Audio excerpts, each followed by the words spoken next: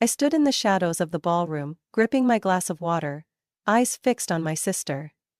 Madison, spinning under the crystal lights, her Vera Wang wedding dress, worth nearly $12,000, fanned out like a glowing cloud.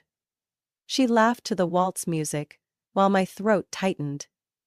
Not from emotion, but from the dread tied to a co-signed loan that had already begun eating away at my credit score.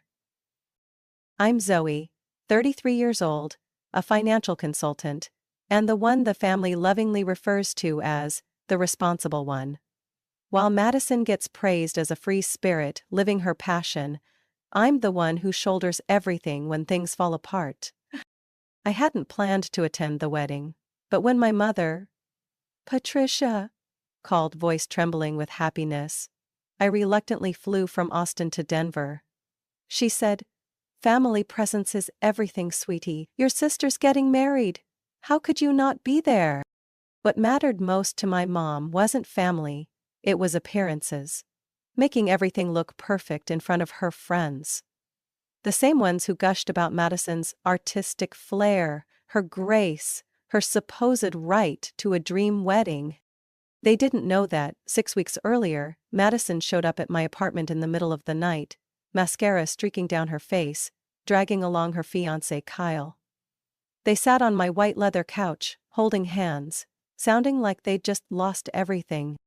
"We need your help," Madison sobbed. "The bank won't approve the loan without a cosigner. You're the only one with good credit." I said nothing. Kyle jumped in. "I'm building a digital photography platform. Investors are interested. After the wedding we'll pay everything back. We just need to get over this bump." "What about Mom and Dad?" I asked. "They already signed," Madison replied, eyes glistening. "But the bank wants someone more solid." Of course, I resisted.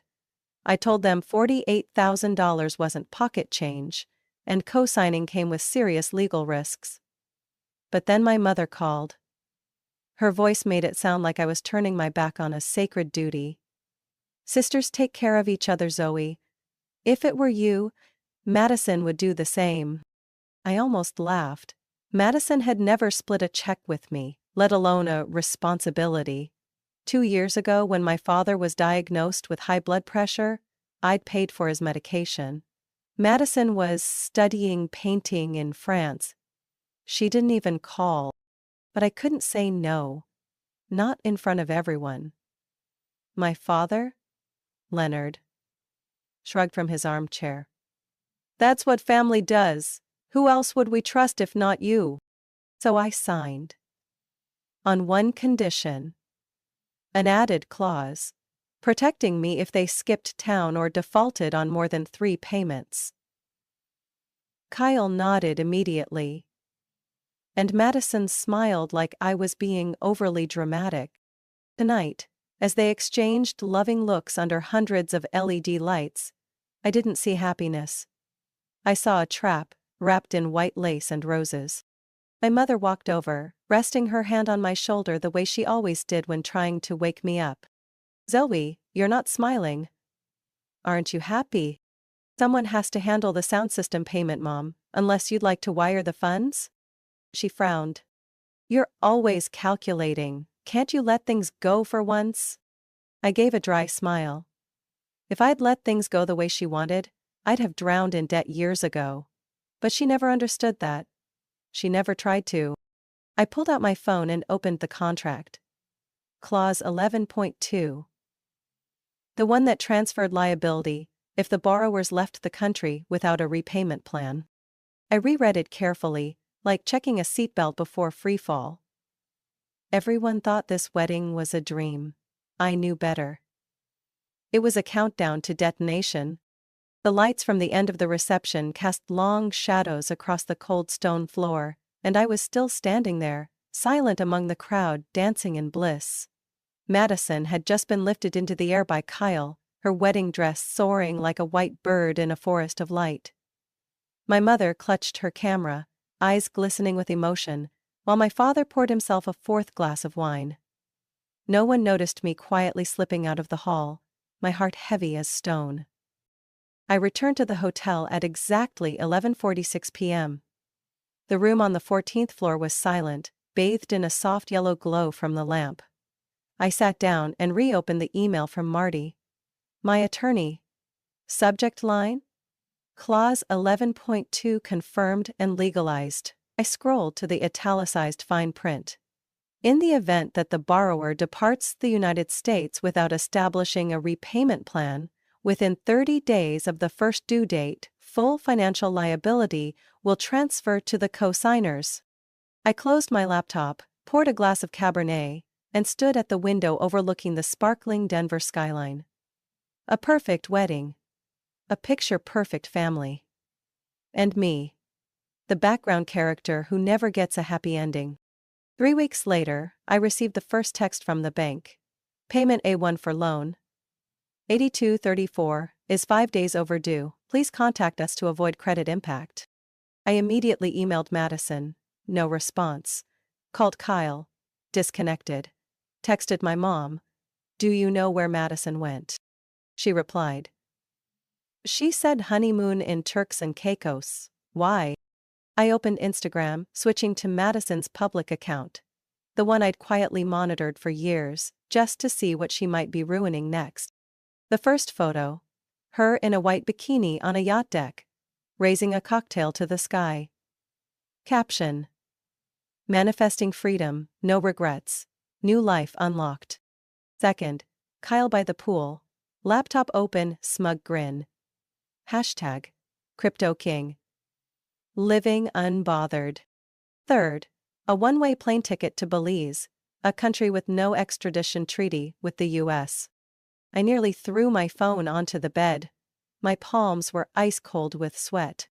On the 10th day past the due date, I received a direct call from the bank. The woman's voice was calm but firm. Ms. Zoe, we are obligated to inform you that your file is being reviewed for joint financial responsibility, unless the primary borrowers respond within 72 hours. I hung up. A pulse throbbed at my temple. That evening, while waiting in line at the grocery store, my mom called. I almost ignored it, but picked up. Did you know the bank contacted your father? They said something about the wedding loan. I thought you agreed to handle that? Are you joking? Zoe, your father hasn't been sleeping, his blood pressure's been high for days. And who paid for his medication last year? I did. While Madison was finding artistic inspiration in Bali. Silence. Then a sigh. That was different, and you know it. She's still young. She's 32, Mom. I hung up. No further explanation needed. Later that night, I sat across from Genesis, my best friend and legal advisor, at a midtown cafe. She flipped through the contract while chewing a cookie. Eyes sharp as ever. It's crystal clear, if they leave the country without a plan, the debt transfers to your parents. They both signed. I nodded. I didn't want to do this, but they made their choice. Genesis squeezed my hand. You didn't cause this. For once you're playing the role you should have played all along, someone who sets boundaries. I gave a bitter smile. They'll say I'm the traitor. Then let them learn. Betrayal isn't refusing to sacrifice anymore. It's exploiting kindness until there's nothing left. The next morning I opened my inbox. The third warning from the bank had arrived. I attached the contract, the flight ticket photo, Madison's geotagged Instagram posts, and hit send to the legal compliance department. Subject. Activate Clause 11.2, Transfer of Liability. I leaned back in my chair. Outside the window of my small apartment, light rain tapped against the glass. A steaming cup of coffee sat on the table. And inside me, there was no gloating, no sense of revenge. Only the quiet resolution of someone who had finally packed away 20 years of unrecognized sacrifice. It wasn't that I didn't care. I had simply learned how to survive without sinking. I had just stepped out of the meeting when my phone started vibrating nonstop. 7 missed calls from my mother. 2 text messages. One from her, one from Madison. Mom's message came first. Zoe, The bank called again. Please take care of it. Your dad hasn't slept in days. His blood pressure is up to 160. I'm begging you. Before I could respond, Madison's text arrived. Blunt and tone deaf. Can you stop making such a big deal? You're messing with our positive energy. I read that line 3 times, not because I didn't understand it, because it was so absurd it left me numb. I was the one staring down nearly 50 grand in debt. I was the one getting legal warnings from the bank. And positive energy? They were living like they'd won the lottery, while I was the cashier expected to pick up the tab. Genesis called while I was standing in the office hallway, hands shaking so hard I nearly dropped my phone. I texted again, she asked, already knowing the answer. My little mindfulness guru just said I'm disrupting her vibration. Genesis let out a dry laugh. Then it's time we send them a legal shockwave. That night, I reopened my old hard drive. The one I'd kept every document on from the past family rescues. All neatly labeled. Medical bills. Dad. Sierra. Europe trip. Car, down payment 2016. Art school fund withdrawal. I began sorting each file. Bank receipts, screenshots of transfers, tuition confirmations, even an old text from Mom, send the money quickly, her class starts next week. I found the entire message thread from 3 years ago, when Dad had chest pains and Madison was finding visual inspiration in Venice. I wired $7,200 for a cardiac procedure that week. No one asked how I survived financially afterward. Around 1 a.m., I received a voice message from Madison. Her voice was soft, like she was calling from a spa. Sis, I know you're being cautious, but it's all going to work out. Kyle and I are figuring it out. Don't escalate things, okay? You've always been the calm one. Don't let this mess with your vibe. And after all, we're family. Family doesn't hurt each other. I didn't reply. Just saved the message and forwarded it to Genesis. Less than 5 minutes later, she sent back a thumbs-up emoji and a line. That's indirect proof they never planned to pay. The next morning, as I poured my coffee, Mom called. She didn't ask how I'd slept. Didn't ask how I was doing. She went straight to the point. Her voice tight with worry. Zoe, the bank said they're sending an official warning. Your dad's pacing nonstop, hasn't eaten. Can you call them? Call them for what, Mom? To delay things, ease the pressure. Or maybe cover a payment for now? We'll figure the rest out later. I set the mug down slowly. You signed the contract, Mom.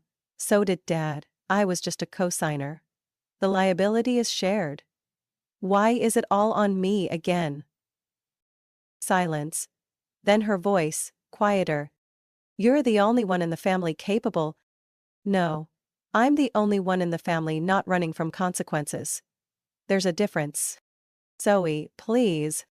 If Dad's really not well, maybe remember who saved his life that year. Not Madison. Not Kyle, not even you. Me. I hung up. No tears, no shaking. Just a strange, steady clarity running through my blood. That evening, a parcel arrived from Genesis. Inside was a copy of the loan agreement, every signature intact. My mother's shaky handwriting on page 3. A small red sticker marked Clause 11.2. With a handwritten note from Genesis, point of detonation. I pinned the contract to my magnetic board in the home office. Then I opened a new file folder on my computer. Phase 2.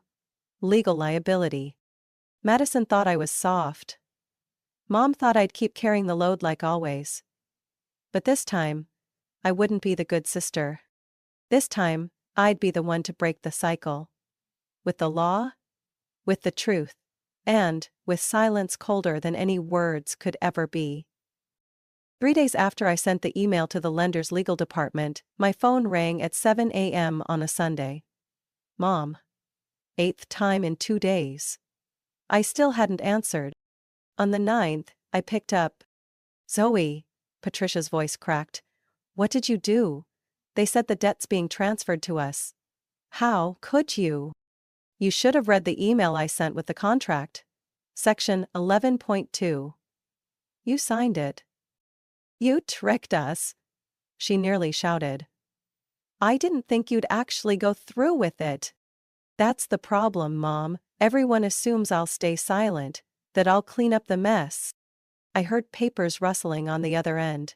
Then, Dad, Leonard, cut in, his voice rough. Zoe, this is serious. The bank is threatening legal action. Is there anything you can do? What, pay for everyone again like always? You're the one with financial stability. You can. Do you remember who paid your hospital bill at St. Luke's last year? Over $7,000. Kyle was busy opening his photo studio.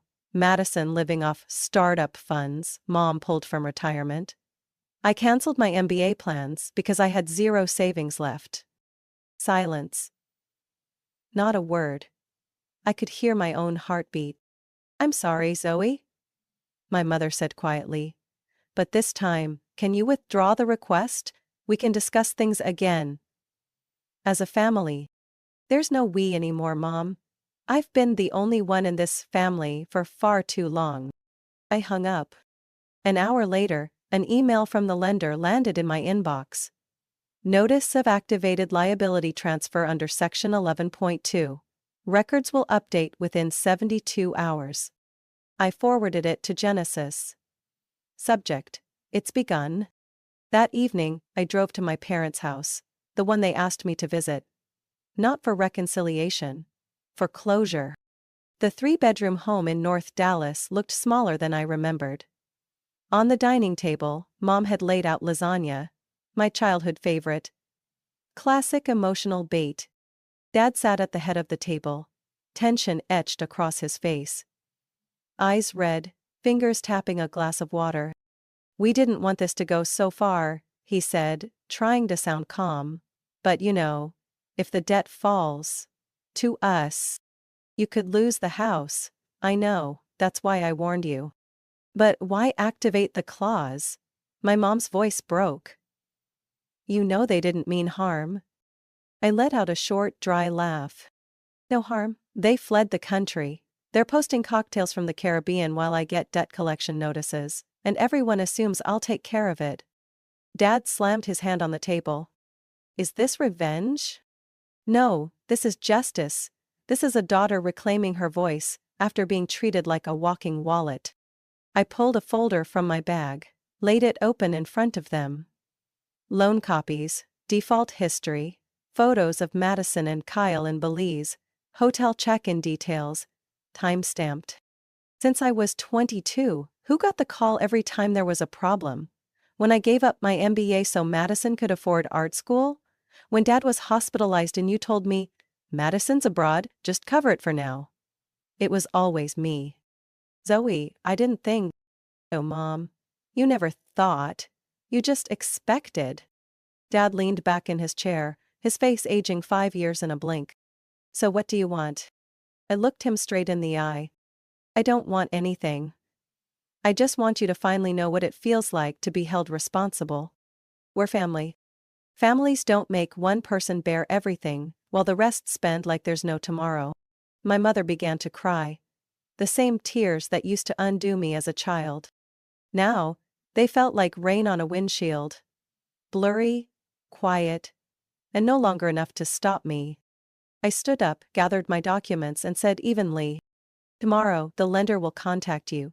If anything's unclear, talk to my lawyer. I'm out of this. I walked out of the house I once dreamed would hold gratitude and fairness, and shut the door without looking back.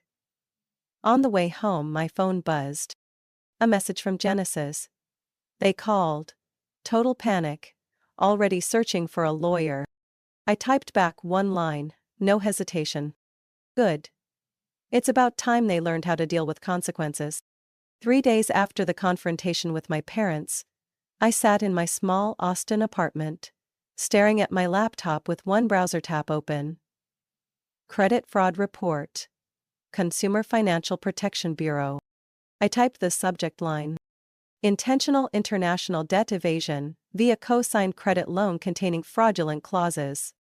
Attached were every piece of evidence I'd gathered over the past 2 months. Photos of Madison and Kyle abroad, a one-way flight ticket, proof of no repayment plan, and even a message from Kyle that read, "You're the type who always fixes things. Chill." Genesis had reviewed every document. She even forwarded a statement from the lender, confirming Kyle and Madison's account was now flagged as potential federal contract fraud. I hit send. What followed wasn't satisfaction. It wasn't revenge. It felt like a massive weight finally dropping from my shoulders. Straight into the abyss called unacknowledged sacrifice. 2 days later, an independent finance site called Debt Watchers Now published the first article. Startup couple flees the U.S. leaves $48,000 debt to family. The featured image showed Madison holding a cocktail under a golden sunset. Caption: "Living debt-free, manifesting magic." Below were hundreds of comments. "Disgusting, her sister should sue them." "Classic case of family privilege abuse." "What kind of startup lives on someone else's money then runs?" My father called that afternoon. I didn't answer. Mom emailed a long 3-paragraph plea, begging me to intervene because they're being humiliated everywhere. I forwarded it to Genesis with one word: proceed. On day 5, I got a text from an unknown number. "Kyle. What the hell did you do? Investors are pulling out left and right. I lost 3 deals over that one article." I replied with 4 words: "Should read the contract." The very next morning, a reporter from the local Texas news station called. "We're running a feature on financial abuse within families. Would you be open to sharing your story? We can keep your identity confidential." I said yes. Not to shame anyone, but to say what no one else had, that sometimes, inside homes that claim to be full of love, the person most hurt is the one who never says no. The segment aired Friday night. Within 48 hours, Madison locked all her social accounts. Kyle vanished from every startup group. His past promotional videos for his digital photography platform were taken down en masse for community standard violations. As for me, I kept working. Drank coffee each morning, practiced yoga, kept peace like I'd never carried a bomb disguised as family debt on my back. But it wasn't over yet. A week later, Genesis texted me, "The Federal Fraud Investigation Unit has accepted the case. They want additional evidence from you." I showed up at her office with a USB in my bag. Inside were recordings, message screenshots, even a clip of Kyle at a startup meetup saying, "We've figured out how to handle the loan without paying it back." The investigator asked, "Are you certain this was premeditated fraud?" I simply pulled out my phone and showed a screenshot from Madison's Instagram story 1 week after the wedding. "Marriage visa freedom. Thanks for believing in me, sis." He looked at me and nodded. "Thank you. We'll take it from here." That night, I sat on my balcony, laptop open, and saw Kyle's name removed from 3 startup boards. As for Madison, local headlines read, "Influencer under credit fraud investigation, facing travel ban risk." Genesis called as I poured myself a glass of wine. "You okay?" I took a sip. "Better than I expected. Not because they're crumbling, but because I don't have to justify saying no anymore." "So is this revenge?" I shook my head, even though she couldn't see it. "No, let's call it restoring order." I opened my phone. New message from Madison. "Happy now? Everything's falling apart. I'll never forgive you." I didn't respond. Instead, I typed a note to myself. Never borrow with tears and repay with someone else's silence. Then I powered off my phone. No regret, no turning back. The message from Mom came at 6:14 a.m. "They're about to seize the beach house. Is there anything you can do?" I sat upright in bed. The Austin sky outside was still shrouded in dawn haze. I didn't reply right away. I needed a moment. Not to think. but to fully absorb this. For the first time in my life, I wasn't panicking over the words family needs you. See the blue water, seaside home, the house by the ocean, where at 18, my dad stood on the balcony and said, "Someday this will be yours. A daughter should always have somewhere to lean on." At 29, he quietly mortgaged it to get an extra $60,000 for Madison's wedding. Someone told me. I found out last year when the bank mistakenly sent a loan notice to my old email, the same one I'd once used to manage his insurance paperwork. I didn't confront them. I just laughed because at that time, I still believed kindness would eventually be rewarded. 3 days after mom's message, I got an email from a real estate firm, blue water seaside home, asset under foreclosure, private buyers prioritized, listed at $312,000, significantly below market due to debt pressure. I forwarded the email to my attorney with a note. I wanted no negotiations, no disclosure of identity. The deal closed in 6 days. The day I returned to the front steps, the sea breeze tousled my hair like a memory that no longer stung. The white painted door hadn't been changed. On the balcony railing, the burn mark from when Kyle scorched the wood at a BBQ still remained. I stood there for a long time, not to reminisce, but to confirm one thing. What was once taken had now returned to the hands that deserved it. That afternoon, my dad showed up. No call, no warning. He pulled up in his faded gray car, stepped out in an oversized suit, looking exhausted. "Your mother said, the house is yours now." I nodded. "It is." He nodded too, hands trembling as if weighing every word. "About the house? I'm sorry." I said nothing. At the time, I thought it was just a temporary loan. Kyle said investors were coming. Madison said, "You only get married once." "And how many once do I get?" I asked, voice steady. "Once I postponed my MBA. Once I canceled my engagement because you were hospitalized. Once I emptied my savings so Madison could rediscover her artistic inspiration." He swallowed hard. "I didn't see it. You were always the strong one, the one who never asked. Not asking doesn't mean not hurting. Not exploding doesn't mean not breaking." He said nothing. The ocean wind picked up, flapping the edges of his thin suit. "We've lost everything, Zoe. Your mother, she hasn't slept. We've sold everything. Assets, stocks, even the car. This house. Now, it's yours. Yes. And it'll never belong to anyone else again." Turned away, but he added, "This time, no dodging. You're not a crutch, not a bank, not an emergency solution. You're my daughter. And I never deserved to be called your father." I didn't respond.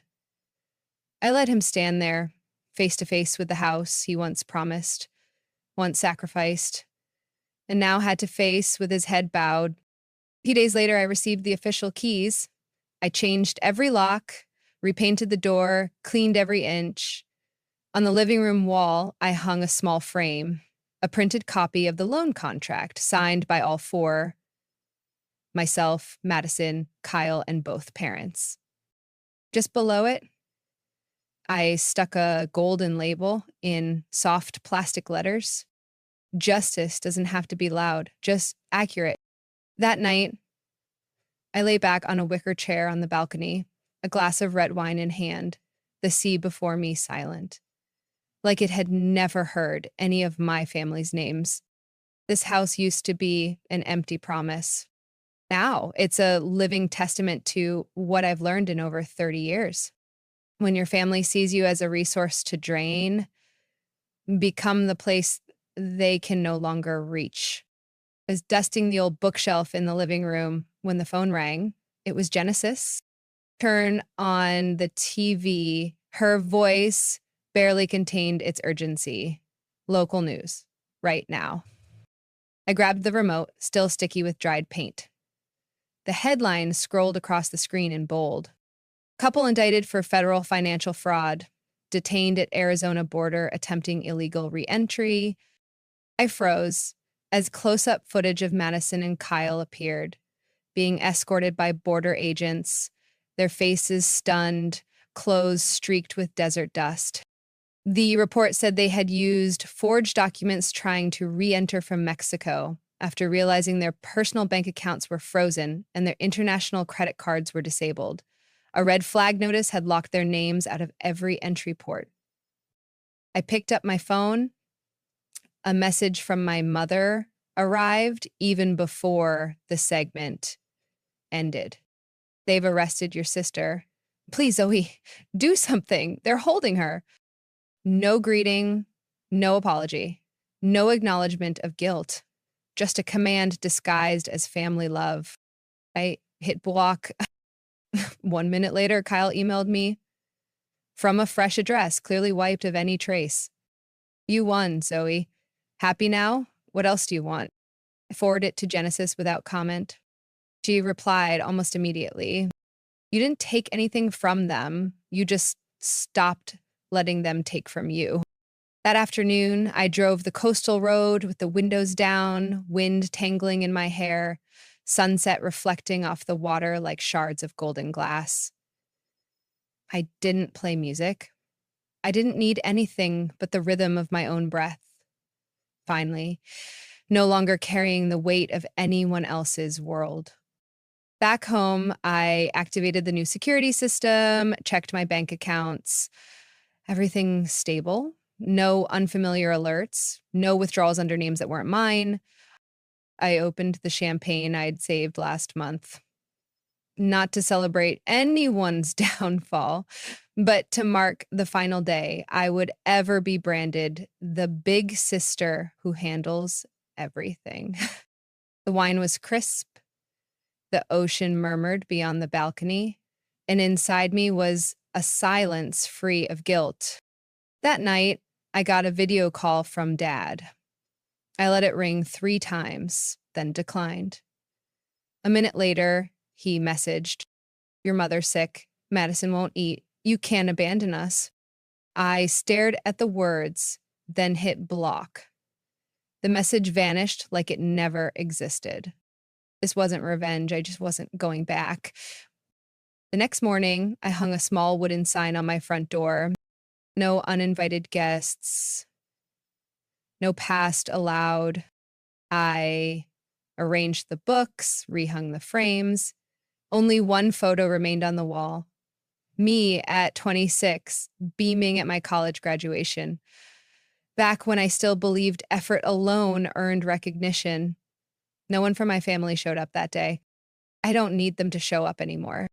A week later, the press reported Madison and Kyle officially indicted under U.S. Code 1344, bank fraud, facing federal prison time and a 10-year international travel ban. My mother took to social media, writing a long post pleading for humanity and blood ties. I didn't read it. I saw her name and quietly closed the page. I used to hope for understanding. Now I only needed peace. Genesis dropped by that Sunday afternoon. She brought 2 iced coffees and a bag of croissants. How does it feel, not being the one everyone calls for help? I smiled, like kicking a habit of blaming myself for other people's failures. She raised her coffee. Then cheers to that. And to a beach house finally free of family drama. I clinked my cup to hers. The late sun spilled across the hardwood floors, the curtains, and my chest, like a final confirmation. I had stepped out of a game played by people who spent love like debt and passed down responsibility like it was inheritance. No one could invoke family to trap me anymore. No one could demand I suffer in silence. And no one, absolutely no one, held sway over my emotions ever again. Because now, for the first time in over 30 years, I fully owned my life, entirely, unshared, uncompromised, and never going back. Zoe's story is a powerful reminder that kindness should never be a license for others to exploit us. In real life, many carry the weight of family obligations without question, sacrificing their financial and emotional well-being just to keep the peace. But as Zoe showed, sometimes the most compassionate thing you can do is draw a firm line. Justice doesn't have to be loud, it just needs to be timely, clear, and directed at the right people. Because true freedom begins the moment you dare to say, enough. What do you think about Zoe's choices and how she stood up to her family? Share your thoughts in the comments, and don't forget to follow the channel for more heartfelt stories about life, justice, and family.